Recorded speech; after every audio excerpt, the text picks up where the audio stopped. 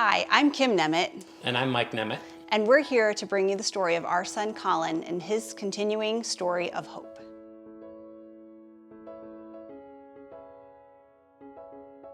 Collin Nemet. Collin was our beautiful 11-year-old boy. He's number 4 out of 5 of our children. He was special since the very minute that he was born. He just brought pure joy to anybody's life. And so he got sick on the first day of 4th grade. He was 9 years old. He'd been complaining about headaches for about 2 or 3 weeks beforehand, and we had taken him to the doctor. Being a nurse, I knew that his headaches were different than just normal headaches. We were at the shaved ice place, and he was acting great. He was acting fine. And when we were in Home Depot, Collin came up to me and he was dragging his leg, and his left arm was really just kind of hanging there as he had his shaved ice in the other hand. The left side of his face was drooping too, and he said, "Mom, something's wrong."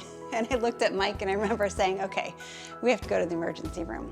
By the time that we went from Brunswick Cleveland Clinic down to the main campus, we were supposed to just go to a regular old pediatric floor, but by the time we got there, they were rushing us to the PICU unit, the pediatric intensive care unit, and they were bringing in the emergency anesthesia team to do an MRI. And as a nurse, I knew that there had to be more than just nothing on the CAT scan. And it was about 2 o'clock in the morning when they came into our room, and they sat us down, and I can remember exactly what I was wearing. And they told us that your son has a brain tumor, a mass in his brain. We're not quite sure what kind, but that's what's been causing the headaches, and we need to remove it in the next 48 hours. Collin was able to have surgery 2 days later, and they removed most of the tumor, most of what they could get. Everything went really well. He woke up from the surgery. They were able to wake him up a little bit. We didn't know what kind of state he would be in when he woke up. There were so many complications that could happen. But Wednesday he woke up a little bit, and Wednesday night things started to change a little bit. And any kind of complication that could happen with Collin's case, it did. They did another MRI, and they had found out that he was having a stroke. And so the stroke was a complication from removing the tumor. They had to rush him back into the OR again, and they had to remove part of the back of his skull so that his brain, the swelling, could swell out instead of swell down into his brainstem. We weren't sure if he was going to make it through the night that first Wednesday, but Collin made it through that surgery, and he eventually, they told us if he made it through the next 4 days, then that would be wonderful. It was a big yo-yo game of when would we come home, when would we come home. We spent about 47 days in the hospital that first round. It was an amazing celebration when we came home. We had a whole block party. The whole street was lined with all of our friends and our family, and everybody was dressed in orange, Collin's favorite color, and Father Bob came over and gave a blessing to Collin, and we celebrated all the little victories along the way. Collin actually got to ride in a police car on the way home, so we would get him home in a timely manner to celebrate with everybody.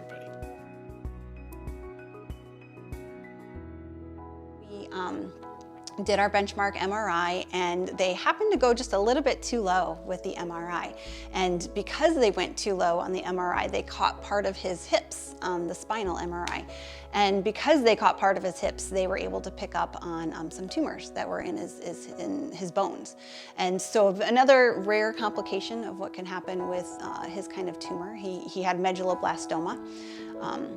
Is that it could spread to the bones, but it was like in 3% of the people that could happen, and he was in that 3%. So, but the doctors, they thought we were lucky that we caught it. Turned out that his brain tumor had left the cerebral spinal fluid, and he had 3 different spots in his bones that first time. After the first 2 rounds of chemo, we did another benchmark MRI. Turned out that the 3 spots that were in his bones had grown to 9 spots in his bones.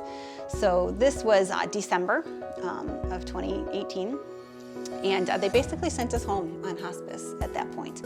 They told us that there's really nothing that they could do, so we went home. We planned our Make-A-Wish trip. We wanted to make as many forever memories with our kids and Collin as we could. Collin, we also found out around that time that Collin's tumor had a DNA marker on it, and the DNA marker said that it would always come back. So no matter how many times they got it to go away, science told us that it would always come back. The week before we were supposed to go to Hawaii, I was in church. And we went to Saturday Mass this evening, and Miss Denise was our cantor at church that day, and Miss Denise, I could tell she was kind of looking at me sideways from across the church, and that she wanted to like come up and say something but didn't want to. So I went up to her and I said, hello, and how are you? And she right away said, Kim, you need to pray with a certain priest. And so I'm like, okay, like we're going to Hawaii in like 10 days. So, you know, I'll keep that in the back of my mind, and maybe when we come back. So that was Saturday. Sunday, we had a great family day. Monday, I went to the mailbox, and in the mailbox, what do you know, there was a card from that particular priest. And I said, okay, God, I'm listening. I hear you. Okay, I will give him a call. When he came over to pray with Collin, we went through a whole process of praying, and he didn't quite know how it would work because Collin was 9, but we told him, you know, Collin's a very special kid and he understands more than your typical 9-year-old does spiritually. Collin had always had lots of learning disabilities, and he had always had just lots of different issues with school, but his spiritual life, he had no deficiencies in that. Collin cleared out his mind.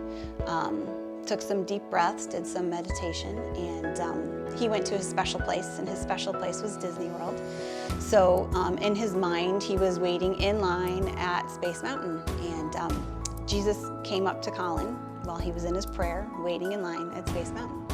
This father, he said, you know, as soon as, you know, spend some time with Jesus. Sometimes he talks, sometimes he doesn't, you know, spend some time with Jesus. And when you're done talking with Jesus, open your eyes. After about 10 minutes, he opened his eyes. He sat up and he said, okay, I'm done. And so we kind of started out the evening time, our bedtime routine, and you know, taking a bath and just asking Collin about what he saw. And that's when he was able to explain to us that he met Jesus in line at Space Mountain. And Jesus came up to him and gave him a big hug. And they got on Space Mountain together and they rode the ride together. Our normal oncology appointment, and we went into the office, and you know, he was all excited, jazzed up, telling everybody about his trip to Hawaii and about his trip to Texas and about his fundraiser. And I said to Collin, what do you want to tell the doctor? What was so exciting that happened this week? And I thought he would say, I got to ride my scooter, but instead the room got really quiet, waiting for Collin to say something, and he said, God's gonna take away my tumors. And everybody looked at him like, okay. And I remember the doctor reaching out and tapping his shoulder and saying, I sure hope he does, Collin, wink, wink. She was a science lady, and you know, science was telling her that the tumors were back with a vengeance, and it had the special DNA marker that said it would never go away.